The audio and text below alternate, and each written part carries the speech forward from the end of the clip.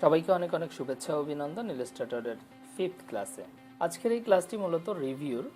আমি প্রিভিয়াসলি যে ক্লাসগুলো দেখিয়েছি আপনাদেরকে সেগুলো টোটাল একটা আউটপুট আমি আজকে দেখাবো।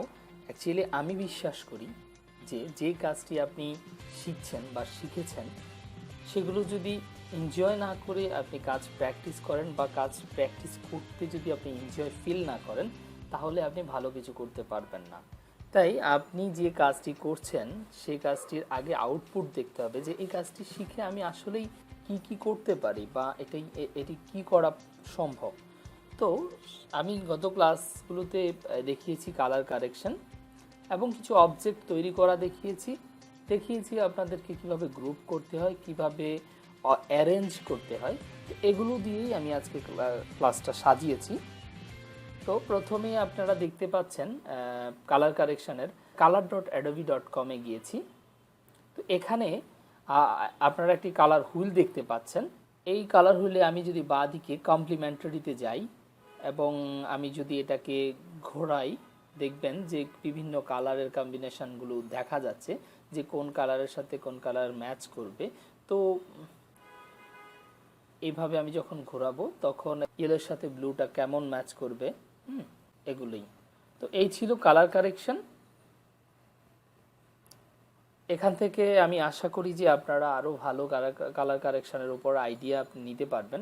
অ্যাকচুয়ালি কালার কারেকশানটা অনেক ইম্পর্ট্যান্ট, কারণ হচ্ছে যদি আপনি কালারটা ভালো মতো ম্যাচ করাতে না পারেন, আপনি ধরুন একটা লোগো ডিজাইনই করলেন, তো সেখানে যদি আপনার কালার কারেকশানটা ঠিকমতো ম্যাচ না হলো তাহলে আপনার আউটপুটটা ভালো আসবে না, বা আপনি যদি কোনো ক্লায়েন্টের কাজ করেন সেও আপনার কালারটা পছন্দ করবে না। তাই শুধু ডিজাইন জানলে হবে না, কালারের উপরও আমাদের নজর দিতে হবে। তো এবার আসা যাক, আমি যে অবজেক্ট করা শিখিয়েছি আপনাদেরকে, তো এখন আমি এখানে একটা অবজেক্ট তৈরি করলাম, এটার একটা কালার দিলাম লাইক ব্লু। তারপরে এর নিচে আরেকটি অবজেক্ট আমি তৈরি করছি এবং আমি কিবোর্ডের অল্টার কি চেপে ডান দিকে এটা নিয়ে আসলাম, তার মানে এটি কপি হয়ে গেছে। আপনারা জানেন কিবোর্ডের অল্টার কি চেপে যদি মাউসটিকে ঘোরানো হয় বা মাউসটিকে মুভ করা হয় তাহলে আরেকটি কপি হয়ে যায়। তারপর আরেকটি অবজেক্ট আমি তৈরি করলাম, এটি একটি ডিফারেন্ট কালার দিলাম, হোয়াইট দিচ্ছি। সেমভাবে আমি এটাকে অল্টার কি চেপে মাউসটাকে ধরে ডান দিকে নিয়ে আসব। তারপরে আমি আরেকটি অবজেক্ট তৈরি করছি, এটিকেও আমি একটি ডিফারেন্ট কালার দিলাম, যেমন লাইক ব্ল্যাক দিচ্ছি। সেমভাবে এটিকে অল্টার কি চেপে আমি এটিকেও ডান দিকে নিয়ে আসব, তার মানে আরেকটি কপি করলাম।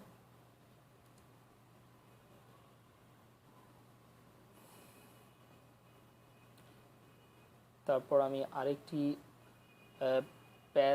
আমার আরেকটি অবজেক্ট তৈরি করছি। আপনারা যদি খেয়াল করে থাকেন, দেখুন আমি অনেকগুলো অবজেক্ট তৈরি করছি, এই অবজেক্টগুলোর সমন্বয়ে আমার একটি ক্যারেক্টার তৈরি হচ্ছে। তো আপনারাও বাসায় বসে বসে শুধু এরকম নিজের মতো করে প্র্যাকটিস করা শুরু করবেন, ক্যারেক্টার তৈরি করবেন। আস্তে আস্তে দেখবেন যে অনেকগুলো ক্যারেক্টার তৈরি করতে করতে একসময় আপনি অনেক ভালো ডিজাইন করে ফেলেছেন। অ্যাকচুয়ালি আমি যে এইভাবে দেখাচ্ছি এটি আসলে আপনার যে এরকমই করতে হবে সেটি নয়, আমি এটি আপনাকে বেসিক বোঝাবার জন্যই এটা করছি। এটা যে একদম হাই কোনো ডিজাইন সেটিও না, আমি জাস্ট আপনাকে বোঝাচ্ছি যে আমি ক্যারেক্টারগুলো তৈরি করে কি করতে পারি, এবং ক্যারেক্টারগুলো আমরা যা শিখেছি তার একটা ওভারভিউ আমরা দিচ্ছি এখানে। তো এখানে দুটি অবজেক্ট আরও আমি অ্যাড করলাম। অ্যাকচুয়ালি ইলাস্ট্রেটরে আপনি টোটাল, যেহেতু এটা অবজেক্ট ওরিয়েন্টেড, এখানে আরেকটি অবজেক্ট আমি তৈরি করছি, যেহেতু এটি অবজেক্ট ওরিয়েন্টেড আপনি নিজের ব্রেন থেকে অনেক আইডিয়া আস্তে আস্তে কাজ করতে করতে জেনে যাবেন। আপনি যত বেশি কাজ করতে থাকবেন, যত বেশি প্র্যাকটিস করতে থাকবেন, যত বেশি ডিজাইন তৈরি করতে থাকবেন, তত বেশি আপনার আইডিয়া জেনারেট হবে এবং তত বেশি আপনি কাজ করতে পারবেন। এমনিতে নিচে আরেকটি অবজেক্ট আমি তৈরি করছি, এটিরও একটি ডিফারেন্ট কালার দিচ্ছি। অ্যাকচুয়ালি প্রত্যেকটা কালার ডিফারেন্ট দিচ্ছি এই জন্য যে বোঝানোর জন্য। আমি এরপরে অ্যারেঞ্জ নিয়ে কাজ করব, সেটি আসলে কিভাবে, না হলে আমি একটা ম্যাচ করে এটা যদি আমি ধরি যে এটা কার্টুন ক্যারেক্টার আমি করছি, তো আমাকে কিন্তু কালারটা ওইভাবে ম্যাচ করতে হতো। বাট যেহেতু আসলে কালার ম্যাচ করা বা এই ডিজাইনটির উপরে ওরকম কোনো আমার চিন্তা নেই, সেহেতু জাস্ট কালার ডিফারেন্ট কালার দিয়ে আপনাদেরকে বোঝাচ্ছি যে এই কালারটা বা এই অবজেক্টটা, কারণ আমি যদি ডিফারেন্ট কালার না দিই আপনি হয়তো বুঝবেন না অবজেক্টটা কোথায় গেল, নিচে না উপরে। তো এখানে আরেকটি অবজেক্ট দিলাম। আচ্ছা, এই অবজেক্ট, এখানে আরেকটি অবজেক্ট তৈরি করছি।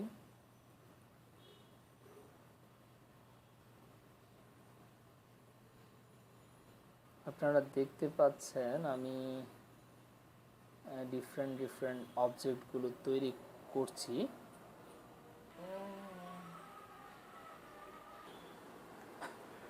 তো এখানে আরেকটি ক্যারেক্টার আমি ক্রিয়েট করলাম। আপনি যত বেশি ক্যারেক্টার ক্রিয়েট করবেন, যত বেশি অবজেক্ট ক্রিয়েট করবেন, এবং আরেকটা কথা বলে রাখি, আপনি যদি এই প্যাথ টুলটি ইউজ ভালো করতে চান তাহলে অবশ্যই আপনাকে বেশি প্র্যাকটিস করতে হবে। আমি এই কালারটাকেও আরেকটি ডিফারেন্ট কালার দিই বোঝার সুবিধার্থে। যেহেতু আমি আপনাদেরকে কালার কারেকশন বুঝিয়েছি, আপনারা আই হোপ যে আপনারা পারবেন কালার কিভাবে কোন কালারের সাথে কোন কালার ম্যাচ করলে ওখান থেকে আপনারা হেল্প নিতে পারবেন। এখানে আমি আরেকটি ক্যারেক্টার করছি।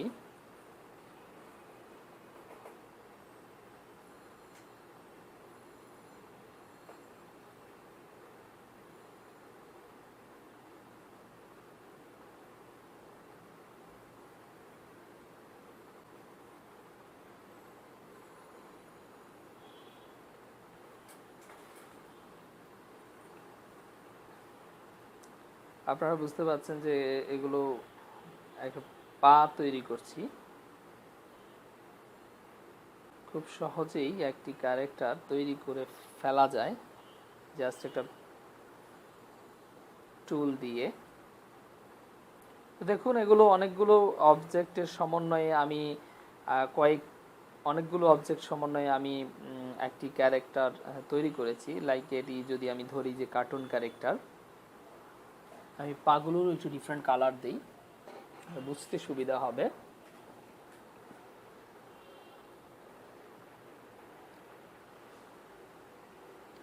একটি ক্যারেক্টার আমরা তৈরি করে ফেলেছি। এখন দেখুন যে পাগুলো উপরে দেখা যাচ্ছে, এগুলো কানগুলো উপরে দেখা যাচ্ছে। তো আমরা এর আগে অ্যারেঞ্জ শিখেছি, তো এখন অ্যারেঞ্জের কাজটা কি দেখুন।